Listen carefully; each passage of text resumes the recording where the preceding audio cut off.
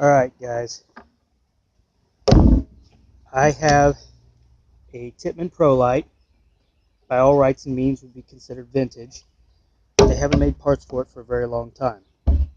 One thing I love about Woods Ball is the variety of different guns, ages. Doesn't matter how much it costs, you're out there to play. I really love bringing these old guns back to life and using those on the field. This is actually my youngest son's gun, and he takes out people with much more expensive weaponry. The main problem that we had with this weapon was that the barrel was a really old school style barrel, had absolutely no rifling, had no air relief supports, nothing. Because of it, as you can see, it's a very old style, just straight shaft barrel, nothing fancy to it at all. You couldn't hit the broadside of a barn with it. They don't make a barrel for this gun, haven't made it for a very long time, and none of the generic replacements fit quite right. I don't know if you can see this on the camera. Here's a standard Tippman barrel. This is the one for his gun.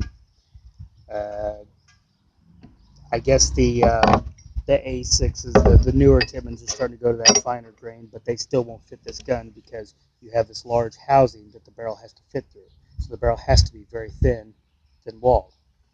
So I started searching for something close. And most barrels had a problem where they were real thick to make it look fancy, and they won't fit inside the housing. This one fits a little bit, and then it gets stuck right about there.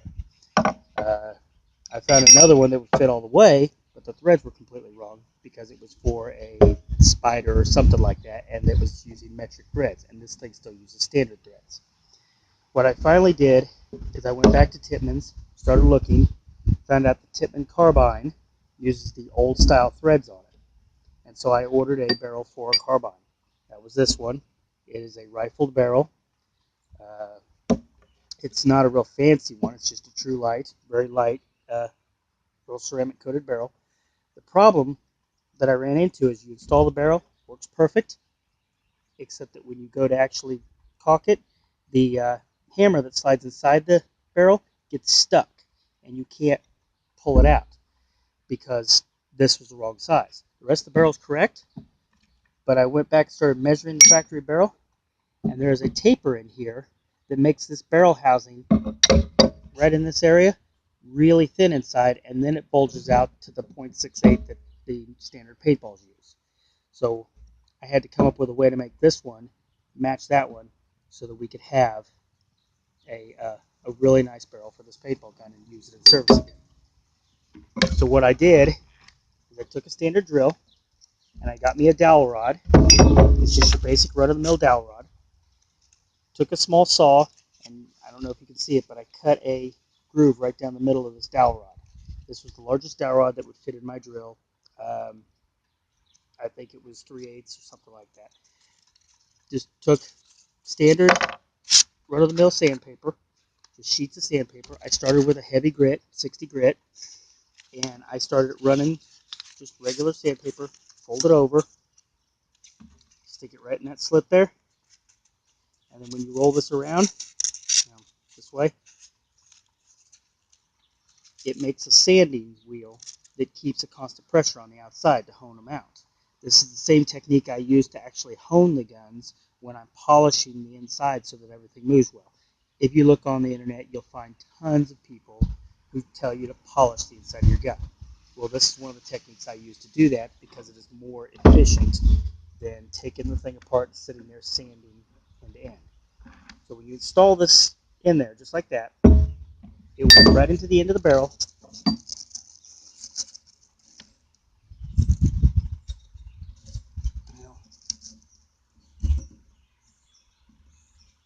Goes right in the end of the barrel, just like that. And with the thing on, you can clamp this in a vise if you want to be very careful. I personally just held it in my hand. I'm not recommending it, but that's what I did. I used heavy gloves, just held it in my hand, and just let it free spin in there. I started with 60 until I could get the thing to barely move in there, and then I worked my way down, on the sides until I got to 1,000 grit. After 1,000 grit, I simply put a rag on there and some polish, and I polished it out. The inside of this is now almost a mirror finish right there. Very clean, and it's got the taper needed for the ball. last night. I test fired this weapon just to make sure, because this is the second barrel I made for him. His first one was not quite this nice. It was just barely out there. But I test fired this weapon, and I was hitting my target dead on from 30 yards away with no problem. And I don't see where he's going to have any problems this year keeping up with all the big boys. And boy, will they be mad when a vintage gun takes out their very expensive new toy. If you like ideas like this, let me know. I'll get better equipment to record with, and I'll show some of my other ideas.